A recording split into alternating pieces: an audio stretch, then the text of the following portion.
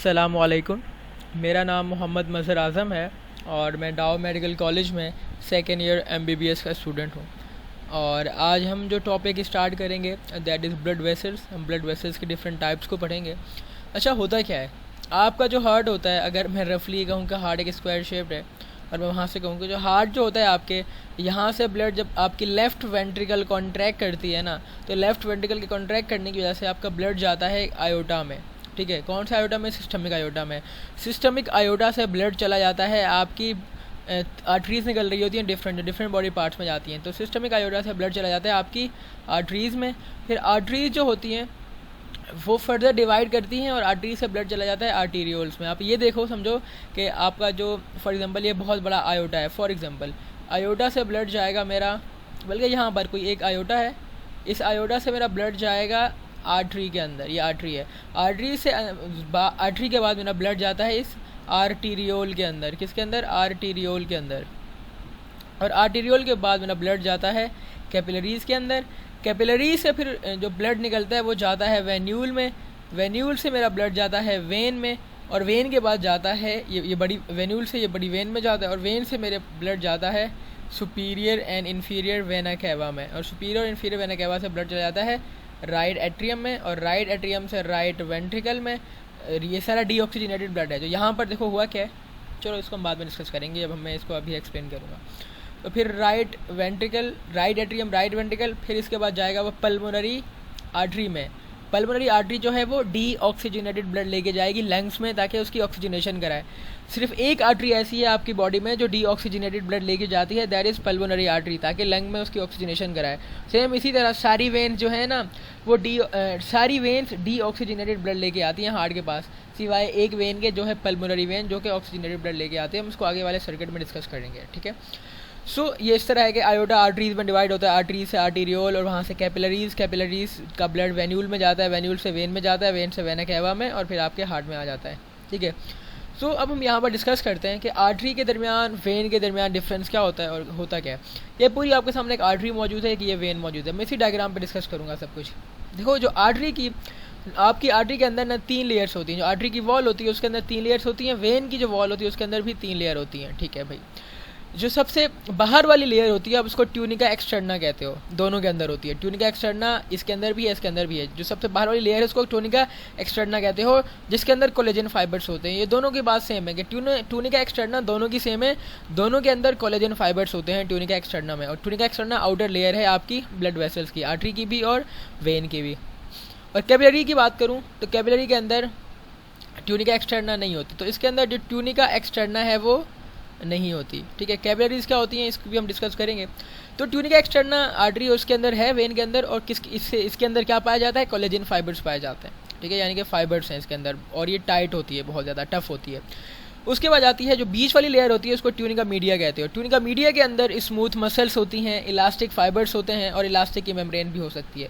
Tunica media के अंदर smooth muscles होते हैं, इलास्टिक फाइबर्स होते हैं, और इलास्टिक मेम्ब्रेन होती है। जो ट्यूनिका मीडिया के अंदर इलास्टिक मेम्ब्रेन होती है उसको हम एक्सटर्नल इलास्टिक मेम्ब्रेन कहते हैं।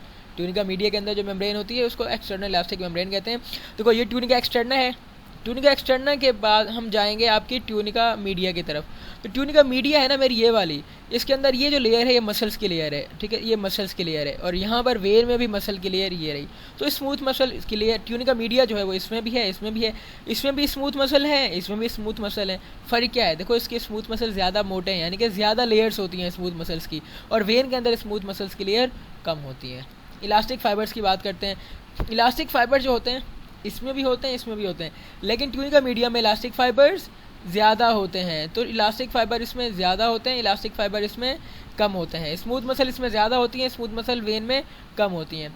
एक्सटर्नल इलास्टिक मेम्ब्रेन जो होती है वो ये देखो, ये येलो पार्ट शो कर रहा है। ये yellow part external elastic membrane जो है सिर्फ और सिर्फ आपकी आर्टरी के अंदर होती है।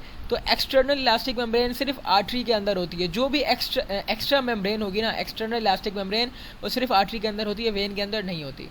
तो ये जो बीच वाली होगी ट्यूनिका मीडिया, जिसके अंदर स्मूथ मसल्स होती हैं, इलास्टिक फाइबर्स वगैरह होते हैं, और इलास्टिक मेम्ब्रेन होती है। एक्सटर्नल वाली सिर्फ आर्टरी के अंदर, वेन के अंदर नहीं होती। जो ट्यूनिका इंटीमा है ये अंदर वाली है, इसके अंदर जो ट्यूनिका इंटीमा है वो एंडोथीलियम से मिलकर बनी होती है। और ये फेडरल का पॉइंट मैं आपको बताऊं तो एंडोथीलियम जो होती है उसके अंदर जो एपिथीलियम होती है वो होती है सिंपल स्क्वैमस एपिथेलियम। ये आपने बात हमेशा याद रखनी है कि जो ट्यूनिका इंटीमा है वो एंडोथेलियम से मिलके तो बना है, बट एंडोथेलियल सेल्स से होते हैं। ये एंडोथेलियल सेल्स कौन सी टाइप के हैं? Simple squamous epithelium. Simple squamous epithelium. Endothelium क्या है? Simple squamous epithelium. एंडोथेलियम के बाहर एक और लेयर मौजूद होती है जिसके सही है, इसको हम कहते हैं सब एंडोथेलियल लेयर। तो एंडोथेलियम के सेल्स आर्टरी में भी हैं, वेन में भी हैं। एंडोथेलियम की जो सब एंडोथेलियल लेयर है उसमें भी है, इसमें भी है। लेकिन जो एक्स्ट्रा इलास्टिक मेम्ब्रेन है ना, इंटरनल वाली, वो सिर्फ आपकी आर्टरी के अंदर है। इंटरनल इलास्टिक मेम्ब्रेन आपकी वेन के अंदर नहीं है।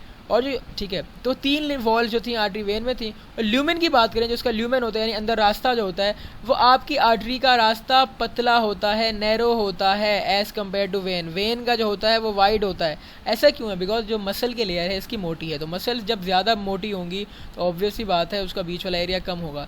इसकी मसल की लेयर पतली, इसकी मसल की लेयर पतली है। जब मसल की लेयर पतली होगी तो साफ सी बात है बीच का एरिया ज़्यादा हो जाएगा। तो ल्यूमेन इसका वाइड होता है, वेन का और आर्टरी का नैरो होता है। आर्टरी के अंदर ब्लड जो है ना, प्रेशर, ब्लड प्रेशर जो होता है वो बहुत हाई होता है। और याद रखना जो आर्टरी है ये एक्सपेंड कर सकती है, लेकिन बहुत ज़्यादा एक्सपेंड नहीं करती, बट एक्सपेंड कर सकती है आर्टरी। वेन भी के अंदर भी एक्सपेंड करने की एबिलिटी होती है। आर्टरी के अंदर ब्लड को ना ज़्यादा रेजिस्टेंस मिलती है। आर्टरी के अंदर ब्लड को ज़्यादा रेजिस्टेंस मिलती है, जिसकी वजह से ब्लड प्रेशर हाई होता है। आर्टरी के अंदर हमेशा आर्टरी के अंदर ब्लड प्रेशर हाई होता है, वेन के अंदर ब्लड प्रेशर लो होता है। वेन के अंदर ब्लड प्रेशर लो होता है। मैं आपको एमसीक्यूज़ का पॉइंट बताऊँ कि सबसे ज़्यादा ब्लड प्रेशर किसके अंदर होता है? आपके आयोडा, सिस्टमिक आयोडा के अंदर सबसे ज़्यादा ब्लड प्रेशर होता है। और सबसे कम ब्लड प्रेशर किसके अंदर होता है? आपकी कैपिलरीज़ के अंदर सबसे कम ब्लड प्रेशर होता है।